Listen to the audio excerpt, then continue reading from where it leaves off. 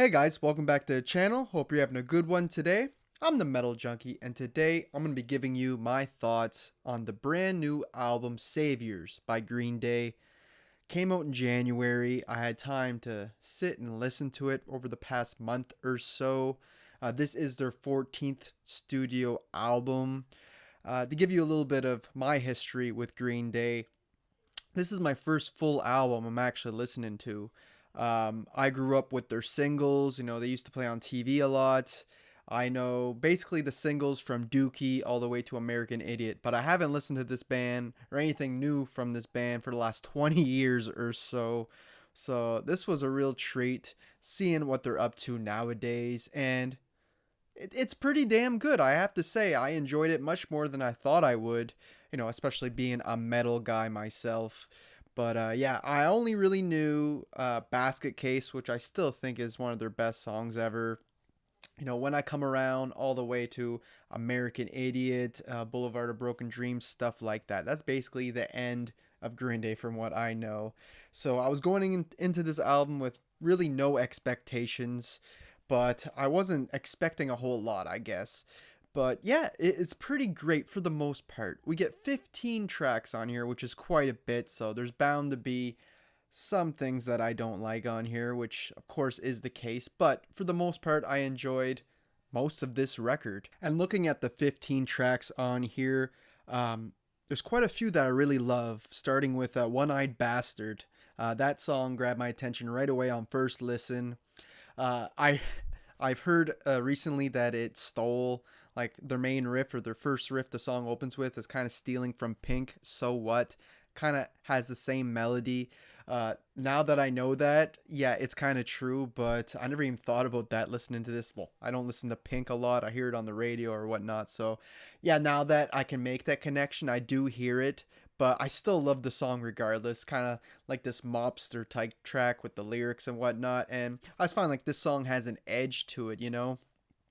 Dilemma is another great track on here that I love, which deals more with like alcohol and drug abuse and trying to get sober.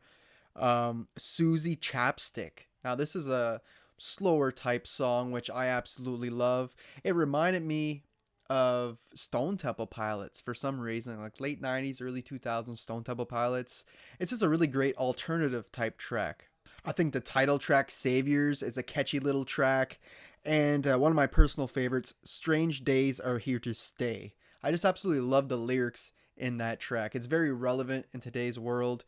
And there's a few tracks on here that are relevant into what's going on in today, whether we're talking about the pandemic, the inflation, the economy, politics wise, everything, especially in America. This album is very relevant to today with Strange Days Are Here to Stay, with the lyrics from The American Dream Is Killing Me, which opens up the album and almost has a nostalgia feel to it. That song kind of reminds me of American Idiot as well, so that's pretty cool. And other tracks like Coma City, which is incredibly solid, or Living in the 20s. Again, all pretty relevant.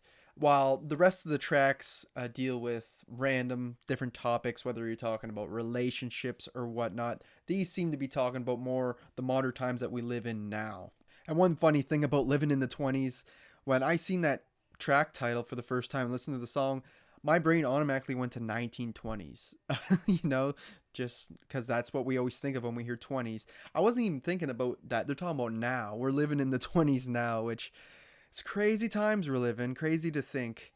There's a few punky tracks on here, much more punk oriented, that didn't hit me at first right away. I'm not really into punk, like Look Ma, No Brains, or 1981, tracks like that. But I grew to like them more and more and appreciate them on re-listen. So now I even dig those tracks. And funny thing about 1981. First couple times I heard this album, I wasn't looking at the lyrics, and I thought they were saying she's gonna bang her head like Nancy Navy would, and I kept saying, "Who's Nancy Navy? That must have been like a famous woman back in the day, maybe a partier or a rocker or whatnot." They were saying 1981 the whole time. It made me feel like a complete idiot. But the album is not all good. Like I said, with 15 tracks, you're bound to have some bad ones or some that just don't work for me. And I got a couple here. One is Goodnight Adeline. Song's just too draggy, and I'm always bound to skip it when it comes on. As well as Corvette Summer. I just find that song just to be incredibly lame and cheesy, and the lyrics are just terrible on that one. I really don't like that track. It feels the most superficial on the album. And lastly, Father to a Son. Now, I feel like they were trying to recapture the sound of something like Wake Me Up When September Ends, but they just didn't quite get there. I know a lot of people online, I read in the comment section on YouTube, that this song's very touching to them because, they either lost their father or have a certain relationship with their father and they connect it with this track. Me personally, it just didn't connect with me. I felt like it lacked an emotional punch, and the picking in that, it's okay, but it's not memorable enough. Not like their older tracks. Like, this song's trying to be in the vein of Wake Me Up When September Ends, and it just doesn't reach that level in my opinion. So overall, I think the album has a few misses, but definitely more hits. I quite enjoyed this record. It's one that I listened to quite a bit over the last month. I really enjoy it. It's near the top of my ranking for 2024 so far. And if I had to give it a rating, I think an 8.2 is a very solid number out of 10. Yeah, I think it's a really good record. I heard that it's much better than their previous record, which again, I never listened to, but I hear this is a step in the right direction, which is great.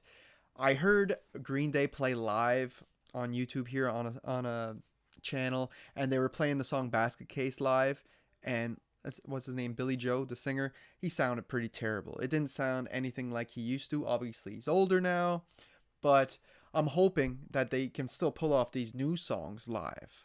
We have yet to see that, or I have yet to see that anyway. But when we're talking about studio performance, I think they did a pretty damn good job.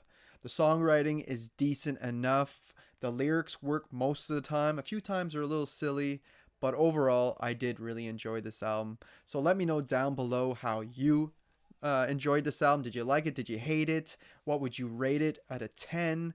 Are you familiar with all the Green Day albums? Is this one of the better ones? One of the worst ones? I'd love to hear that in the comment section. I'm going to try to put out more of these album rankings more often for the 2024 year. And I hope you guys have a good one. Until next time, thanks for watching.